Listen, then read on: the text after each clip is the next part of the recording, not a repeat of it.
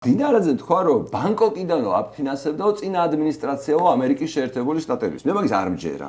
ესე იგი რჩება სხვა ვერსია რა.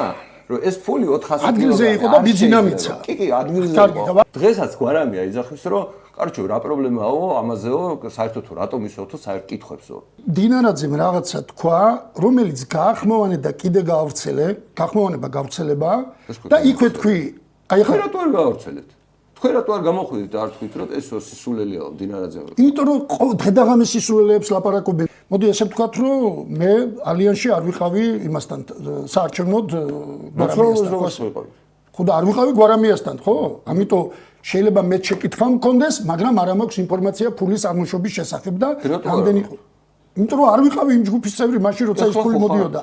ეხლა არ დამისვია შეკითხვა, არ მჯერა რომ 40 მილიონი იყო, მე ვიცი რომ არანაირი 40 მილიონი არ იყო. არ ვიცი თქო არ ვიცი.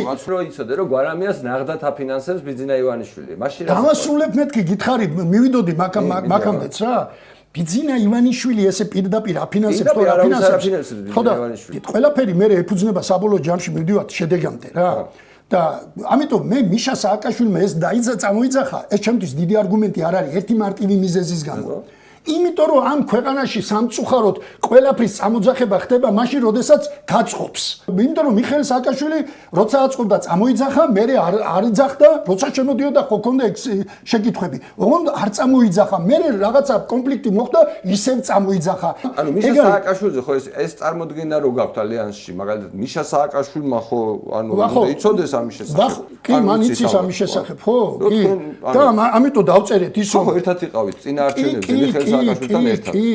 კი. განუდექი? არა, რაში შობს განუდექი კაცო. აი მაგალითად ეხლა არჩევნები იყო. აუცილებლად ამას ლაპარაკობ რა. როგორ კონფიგურაციაში მინდა ალიანსი? აი ჩვეულებრივი პატივისცემა ჩემი მათ, მაგრამ რა ვქნა, ვერ ვეთანხმები რიგითი მიშისტივით ამბობ. განუდექით მიშას. ბიჭო, მე ერთად არ იყავით პარტიულ სახლში. თავის გოგო მიშას რატო განუდექი? იქნები მას კითხე ხო მე რატო განმიდგა? იქნება ის განმიდგა მე. მაბატია, მაგრამ თუ იმ ფულმა ითამაშა გამარჯვებაში წვლილი შეიტანა, მაშინ ის ფული კარგად ყოფილა გამოყენებული.